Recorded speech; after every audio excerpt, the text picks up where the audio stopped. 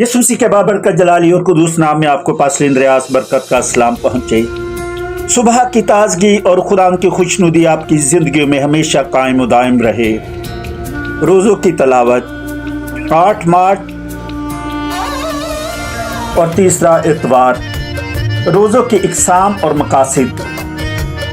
रोज़ों के इस तीसरे इतवार पर आज हम रोज़े की किस्मों और मकासिद पर गौर करेंगे। सबसे पहले हमें रोज़े से मुतालिक मसीह खुदाम के नज़रिए और रोज़े पर गौर करना है। दरअसल हमारे खुदाम यसु मसीह ने रोज़े से मुतालिक बड़ा हकीकत पसंदाना नज़रिया कायम किया। रोज़े की ना तो अहमियत ख़त्म हुई और ना इसमें कोई तब्दीली रूनुमा की गई, बल्कि कहा कि ये ना तो फ़र्ज़ी है ना रस्मी, बल्कि ये दिली रोज़ा है।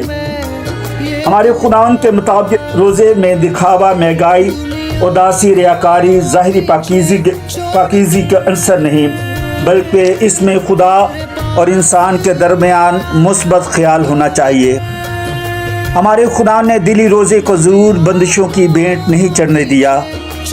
चंद मिनटों की वजह से रोज़ा कज़ा हो गया, बल्कि इसमें गुरबा की मदद, खुदा की परस्तिश को हतमी करार दे दिया गया।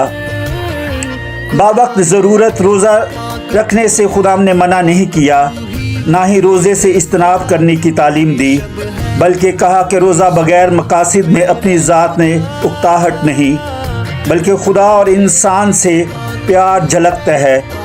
यहाँ मजबूरी नहीं बल्कि खुशी नज़र आती है। इसलिए खुदावंद ने फरमाया, यहूदी बाल बिखेरते और कपड़े फाड़ते और उदास होते और रोज़ा लगा के लापते हैं, सर में खाक डालने और दूसरी जिम्मेदारियों से गाफिल रहते थे।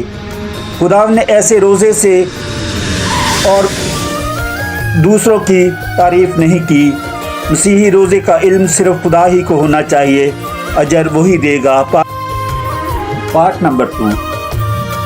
वहाँ से चलकर उनके इबादत खाने में गया और देखो एक आदमी था जिसका हाथ सूखा हुआ था। उन्होंने इस पर इल्ज़ाम लगाने के इरादे से ये पूछा, क्या सब्बत के दिन शिफा देना रवा है? उसने उससे कहा कि मैं तुम में ऐसा कौन है जिसकी एक भेड़ हो और वो सब्बत के दिन घड़े में गिर जाए तो इस भेड़ को पकड़ कर ना निकाले? बस आदमी की कदर तो भेड़ से बहुत ही ज़्यादा है, इसलिए सब्बत के दिन नेकी करना रवा है। तब उसने उस आदमी से कहा, अपना हाथ बढ़ा। उसने हाथ बढ़ाया और दूसरे हाथ की माने दुरुस्त हो गया।